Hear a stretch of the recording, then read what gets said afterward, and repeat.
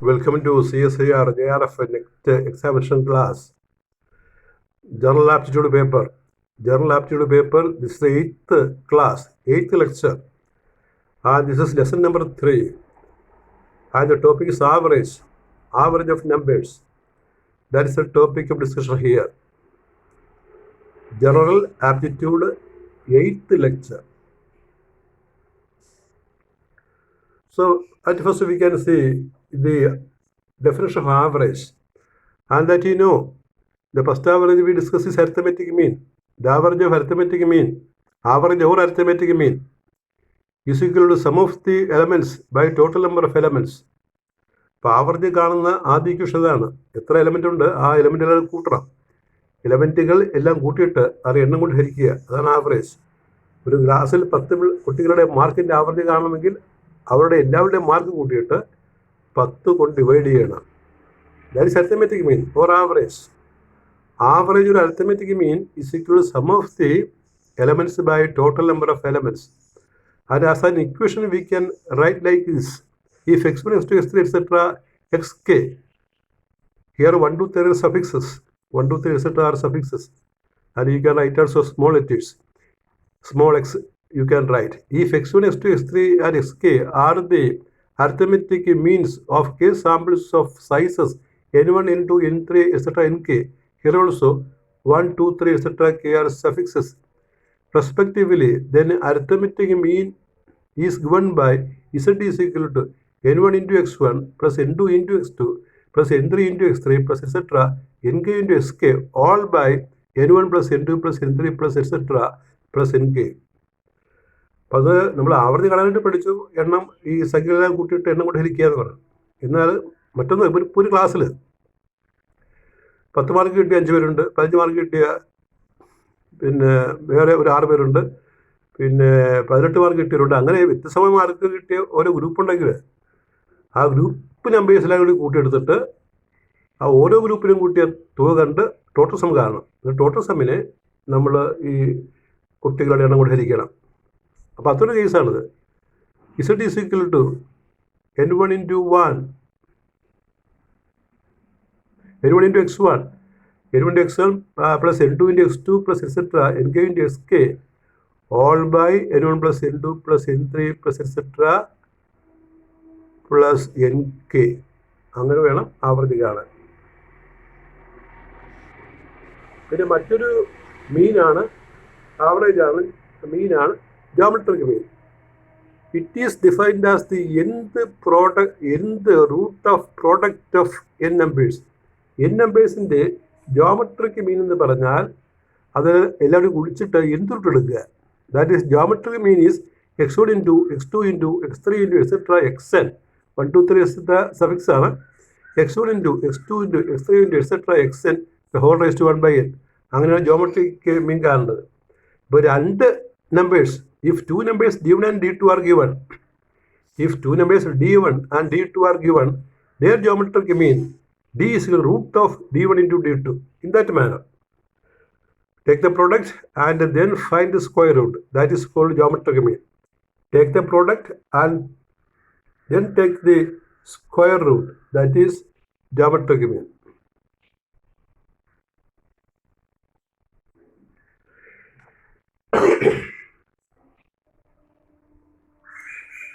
And here is a problem. This is CSIR problem, previous problem. This is the question. Weights in kilogram of 13 persons are given here. 70 kilogram. എല്ലാ കിലോഗ്രാമിലാണ് 70, 72, 74, 76, 78, 80, 82, 84, 86, 88, 90, 92, 94. 13 persons. അവരുടെ wait, ഭാരം കൊടുത്തിരിക്കുകയാണ്. ആവൃത്തി കാണാനല്ല, മറ്റൊരു വ്യത്യാസ ക്വസ്റ്റിനകത്തുണ്ട്. 2 persons having weights 100 and weights 100 kilogram and 79 kilogram join the group. The average weight of the group increases by. അതാണ് ഇതിൻ്റെ ഒരു ട്വിസ്റ്റായിട്ട് വരുന്നത്. ഇപ്പം 13 ആളുകളാണ് ഉള്ളത്. അവരുടെ ആവറേജ് വെയിറ്റ് കാണാനായിട്ട് നമ്മൾക്ക് അതെല്ലാം കൂടി കൂട്ടിയിട്ട് ഈ 13 കൊണ്ട് ഹരിച്ചാൽ മതി. അല്പം സമയം എടുക്കും. അപ്പോൾ അതിന് എളുപ്പവഴി ചെയ്യണം. ഇതിലേക്ക് 2 പേര് കൂടിച്ചേരുകയാണ്. ഒരാളുടെ വെയിറ്റ് 100 കിലോഗ്രാം, മറ്റൊരാളുടെ 79 കിലോഗ്രാം. അങ്ങനെയാണെങ്കിൽ ഈ 15 പേരുടെ ആവറേജ് വ്യത്യാസപ്പെടും. 15 പേരുടെ ആവറേജ് കാരണം എന്നിട്ട് പറയണം നേരത്തെയുള്ള ആവറേജിൽ നിന്ന് പുതിയ ആവറേജിലേക്ക് വരാൻ എത്ര കിലോഗ്രാം കൂടി എന്ന് പറയണം. നേരത്തെയുള്ള ആവറേജും പുതിയ ആവറേജും തമ്മിൽ ഉള്ള വ്യത്യാസമാണ് കണ്ടുപിടിക്കേണ്ടത്. ആദ്യം 13 പേരുടെ ആവറേജ് കാരണം, ഇപ്പോൾ 15 പേരുടെ ആവറേജ് കാരണം, എന്നിട്ട് ഡിഫറൻസ് കണ്ടുപിടിക്കണം. So the answer given is 0 kilogram, 1 kilogram, 1.6 kilogram, 1.8 kilogram. I shall read the question once again. Weights in kilogram of 13 persons are given here: 70, 72, 74, 76, etc. to 94. 2 വിശ കൂടുന്നത്. 2 persons having weights 100 kilogram and 79 kilogram join the group. The average weight of the group increases by. ഇവിടെ answer B ആണ്. 1 കിലോഗ്രാമാണ് കൂടുന്നതായിട്ടാണ് ഉത്തരം. 1 kilogram. അതിൻ്റെ ഒരു എളുപ്പ വഴിയുള്ള calculation കൊടുത്തിരിക്കുന്നത്. Consider the middle term of the series given. നമുക്ക് ആ തന്നിരിക്കുന്ന മിഡിൽ ടേം എടുക്കുക. That is 82. 13 പേരാണല്ലോ. 13 പേരിൽ 7ാമത്തെ ആൾ മിഡിലായിട്ട് വരും. ആ 7ാമത്തെ സംഖ്യ തന്നിരിക്കുന്നത് 82 ആണ്. 1, 2, 3, 4, 5, 6, 7. അപ്പോൾ 7ാമത്തെ ആൾ മിഡിലായിട്ട് വരുന്നത്. അപ്പോൾ ആ മിഡിൽ വാല്യൂ നമ്മൾ എടുക്കണം പെട്ടെന്ന് ചെയ്യണമെങ്കിൽ. അല്ലെങ്കിൽ ഇതെല്ലാം കൂടി എഴുതി കൂട്ടണം. That will take time.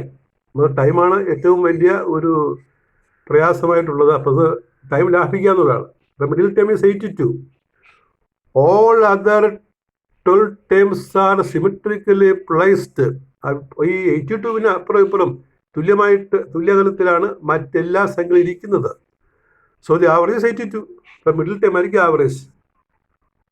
അപ്പോൾ അപ്പുറം ഇപ്പുറവും 2 വീതം വ്യത്യാസപ്പെടുന്ന സംഖ്യയായതുകൊണ്ട് ആവറേജ് എടുക്കാം.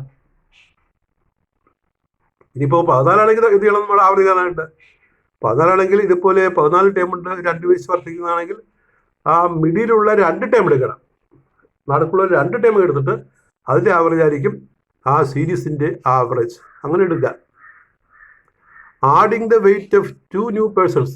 ഈ 2 പേരുടെ വെയിറ്റ് കൂടി നമുക്ക് ചേർക്കാമല്ലോ. അപ്പോൾ 15 പേരാ ടോട്ടൽ വെയിറ്റ്. ഈ 13 പേരുടെ 82 വയസ്സ് ആകെയുള്ള തുക കാരണം. എന്നിട്ട് 100 + 79. അപ്പോൾ നമുക്ക് കിട്ടുന്നത് 1066 + 179 1245 എന്ന് കിട്ടും. ന്യൂ ആവറേജ് ഇപ്പോൾ 15 ആൾക്കാരായി. New average is equal to 1245 by 15 is equal to 83. The previous average is, initial average is 82. The new average is 83. You see how we determine the new average. 13% with average 82, so total is 13 to 82. Then 2 new persons with weight 179. So the total weight is 1066 plus 179. That is 1245. The new average is 1245 by 15, which is 83. So increase in weight is equal to 83 minus 82, 1 kilogram. That is the answer. Next parabola.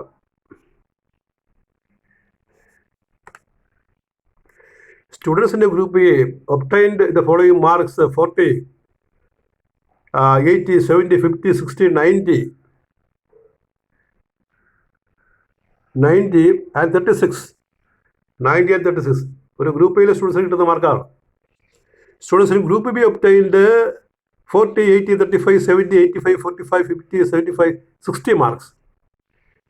Define dispersion D. Maximum marks minus minimum marks. And related dispersion RD is equal to dispersion by mean. അപ്പോൾ ഇതിനകത്ത് 2 definition നമുക്ക് തന്നിരിക്കുകയാണ്. ആ definition നമ്മൾ മനസ്സിലാക്കി കണക്ക് ചെയ്യണം. You read the question once again. Students in a group A obtain the following marks: 40, 80, 70, 50, 60, 90, 36. Students in group B obtained 40, 80, 35, 70, 85, 45, 50, 75, 60.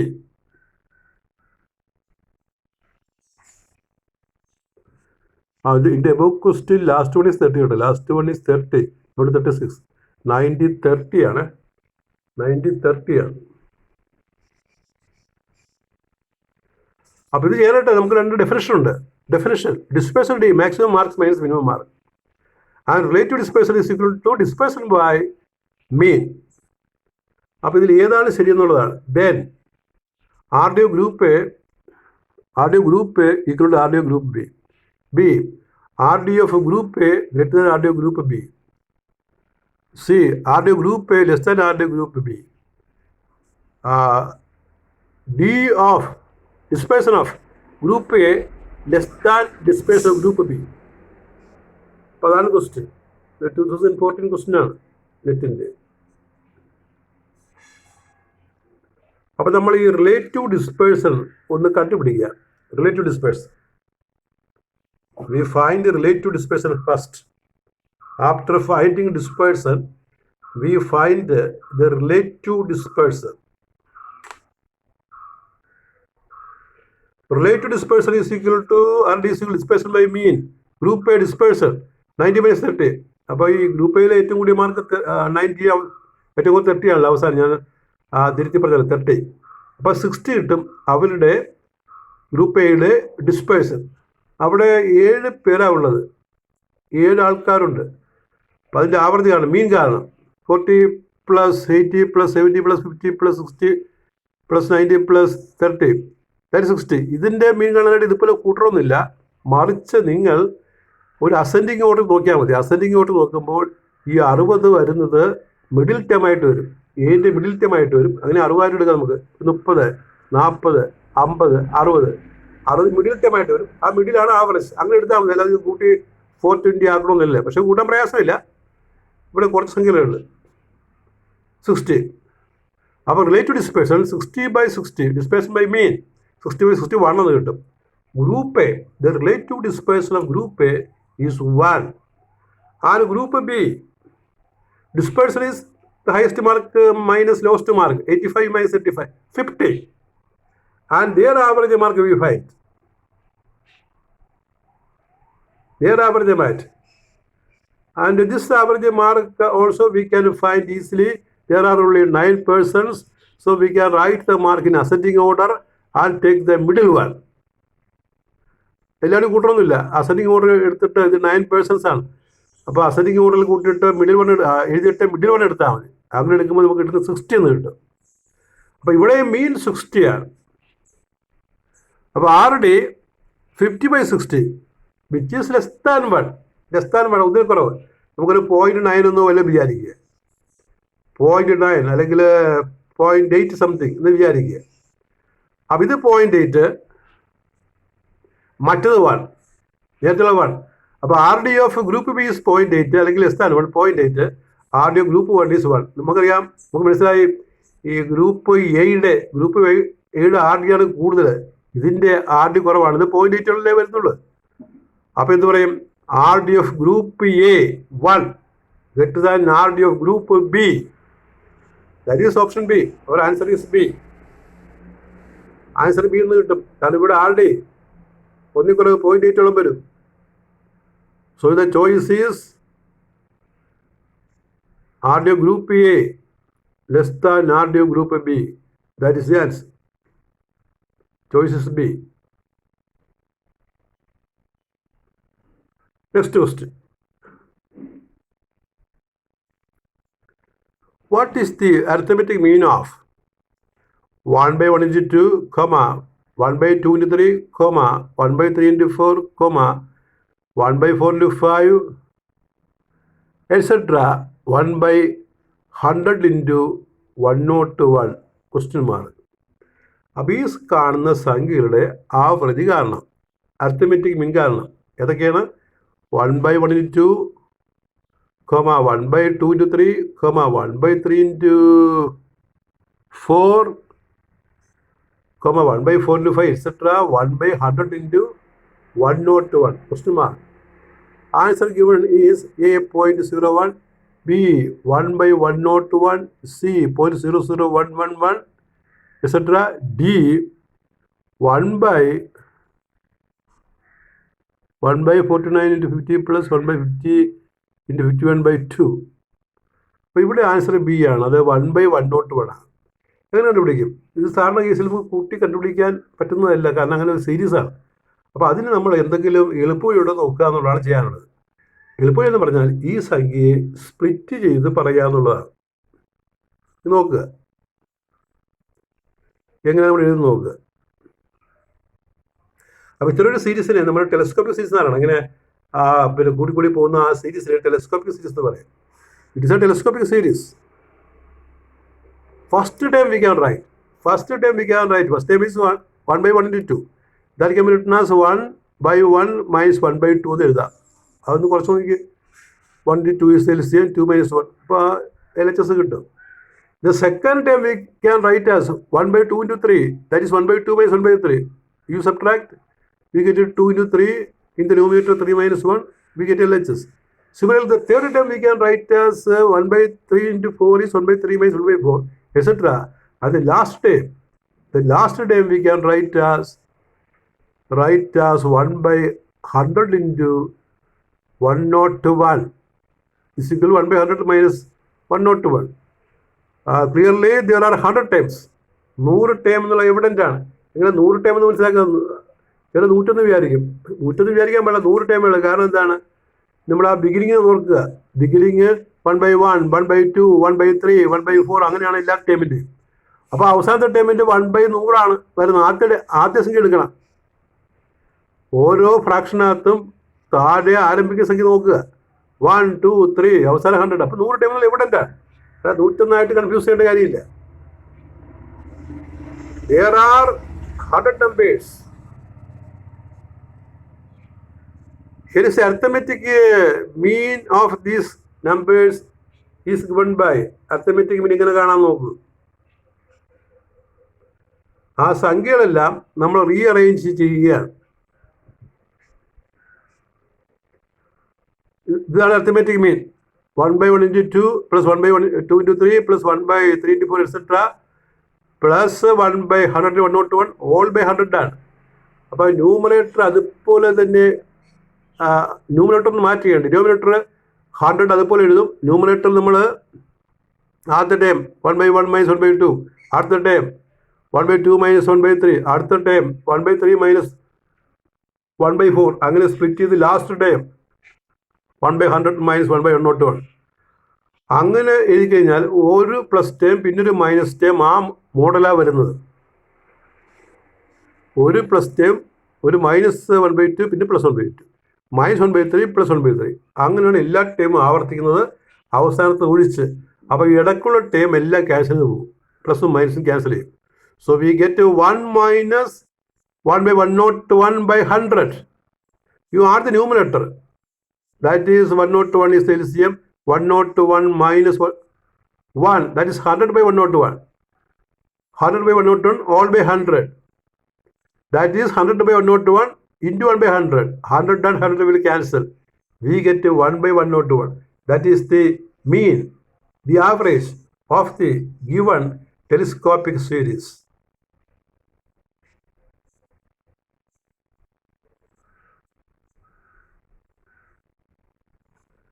Next question.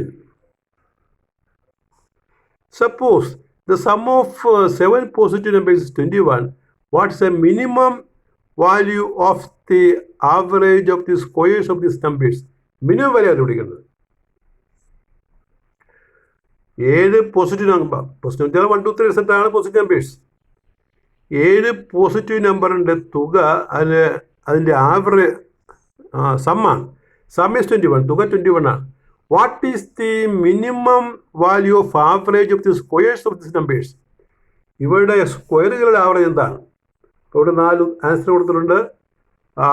63, 21, 9, 7. The choice is 63, B is 21, C is 9, D is 7. We can see what is the answer.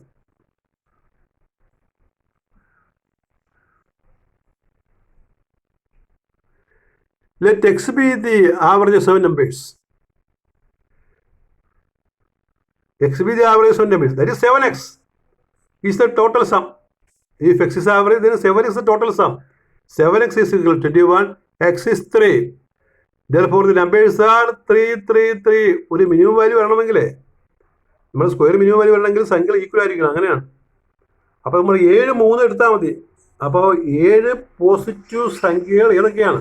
What are the 7 positive numbers which give a sum equal to 21? That is 7 threes. 7 threes. So, minimum possible value of average of squares of these numbers. Minimum possible. Equal ആകുമ്പോഴാണ് minimum value വരുന്നത് സ്ക്വയറിലോ. That is equal to 3 square plus 3 square 7 times. 9 plus 9 7 times by 7. That is 7 into 9 by 7. The answer is 9. Answer is 9. 9 is the answer. Answer is 9. Answer is C.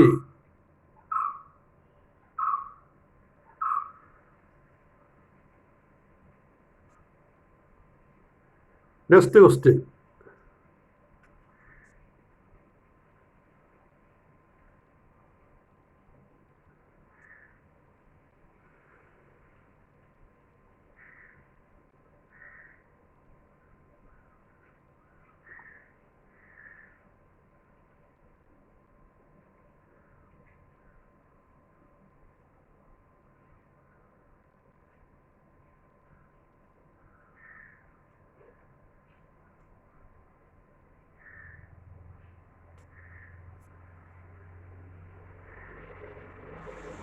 Given, let A is equal to 1 raised to 13.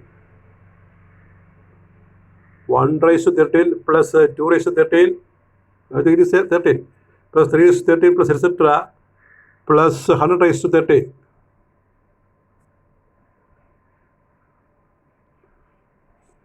And B is equal to 1 raised to 13. The first one is A is 1 raised to 13 plus 2 raised to 13 plus 3 raised to 13 plus etc. 100 raised to 13. B is 1 raised to 13 plus 3 raised to 13 plus 5 raised to 13 plus etc. 99 raised to 13.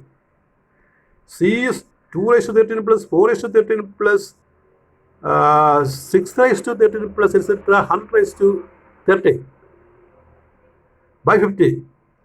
ആദ്യത്തിന് by 100 ആണ് കേട്ടോ, രണ്ടാമത്തിന് by 50, മൂന്നാമത്തിന് by 50. Which of the following is true? ഈ പറഞ്ഞ ഏതൊക്കെയാണ് ശരി? A,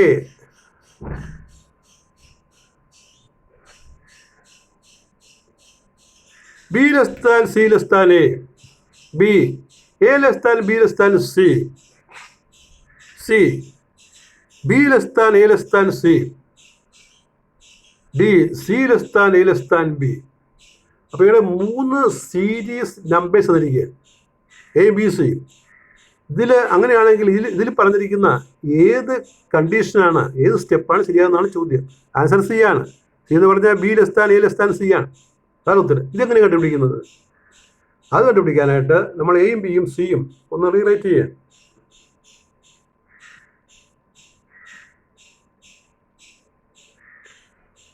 You see how you rewrite. Consider B and C. We can say B and C first. B and C are divided 50 വരുന്ന സംഖ്യകളാണ് നമ്മൾ എടുക്കുന്നത്. Both have the same denominator, that is 50. Both have the same denominator, but in the numerator of B, each of the term is less than the corresponding term in the numerator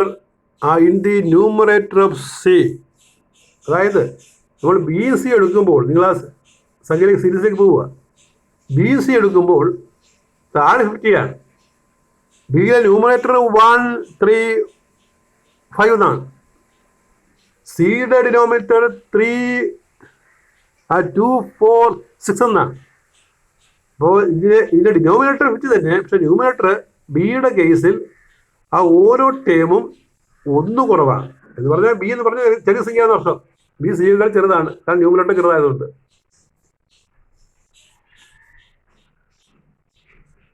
Then B less than C. Now we take B plus C.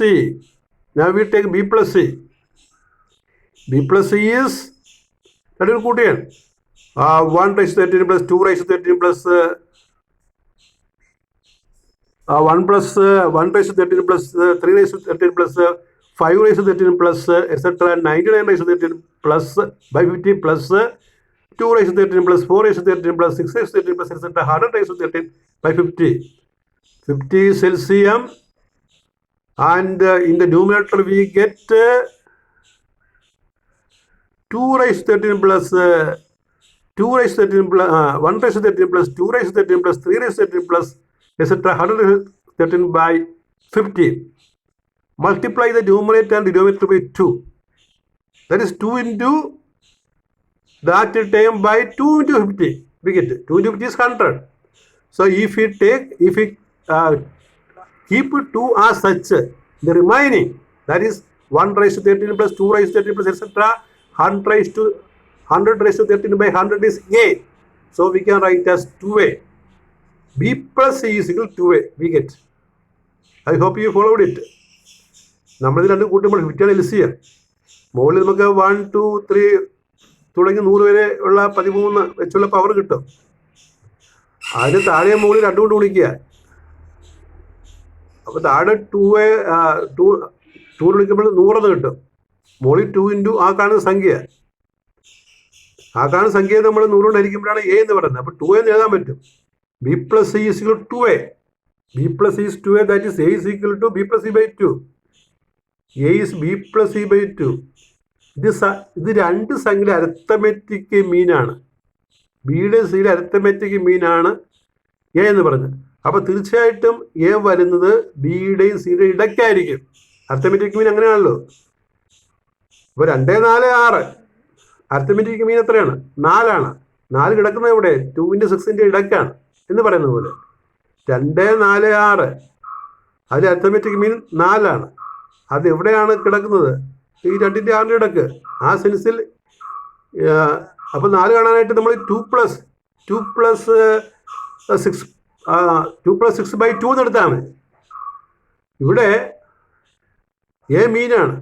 അത് ബിയുടെ സിയുടെ ഇടയ്ക്കാണ് വരുന്നത്. A is B plus C by 2 ആണ്. അങ്ങനെ എഴുതാം നമുക്ക്. A is arithmetic mean of B and C. Remember, the value of arithmetic mean is always between the numbers. Value of arithmetic mean is between the numbers. So B less than A less than C. B less than A less than C. അങ്ങനെ വരും. ഇപ്പോൾ 4 arithmetic മീനാണെങ്കിൽ ഇപ്പോൾ 2, 4, 6 എടുക്കും. 2 ആണ് B എന്ന് വിചാരിക്കുക. 4 ആണ് arithmetic mean. പിന്നെ 6 ആണ് സി എന്ന് വിചാരിക്കുക. അപ്പോൾ എന്താണ്? 2 less than 4, 2 less than 4 less than 6, be less than A less than C എന്ന് കിട്ടും. That is the answer. One more question we are seeing in this lecture. One more question. The average of 9 numbers is X, and the average of 3 of these is Y.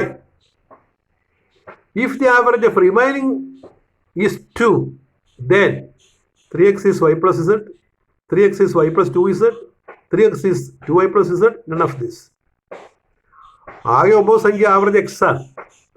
അവയിൽ 3 സംഖ്യ average Y ആണ്. ബാക്കിയുള്ള സംഖ്യകൾ, ബാക്കിയുള്ള 6 വരുമല്ലോ, 9 സംഖ്യയിലെ മൊത്തം, ബാക്കിയുള്ള 6ന്റെ average Z ആണ്. ഇസഡ് കേട്ടോ, 2 അല്ല, ഇസഡ് ആണ്. 6ന്റെ ആവറേജ് ഇസഡ് ആണ്. ഇസഡ് അങ്ങനെ എങ്കിൽ if the average remaining numbers is Z, 2 എന്ന് വായിക്കരുത്, ഇസഡ് എന്ന് എഴുതണേ.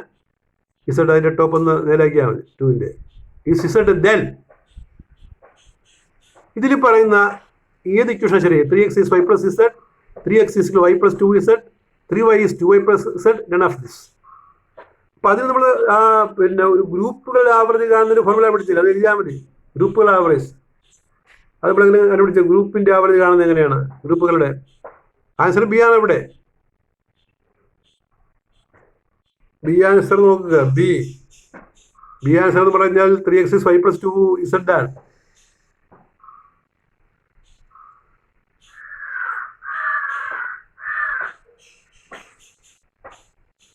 Answer B. Total some S is 9x. കാരണം എക്സ് ആവറേജ് ആണെങ്കിൽ 9 നമ്പേഴ്സാണ് ഉള്ളത്. അപ്പോൾ അതിന് സം എന്ന് പറയുന്നത് 9x. ഈ 9s എങ്ങനെ കാണാം നമുക്ക്? 3 ആവറേജ് y ആണല്ലോ, ബാക്കി 6 ആവറേജ് z ആണല്ലോ. അപ്പോൾ 9x is equal to 3y plus 6z എന്നാ അർത്ഥം. ഇപ്പം മൊത്തം 9 ആയല്ലോ. 9x is 3y plus 6z. Y is the average of any 3 number and z is the average of the remaining 6 number. So 9x is 3y plus 6z divided by 3. So in the LHS we get 3x is equal to RHS y plus 2z. That is the answer.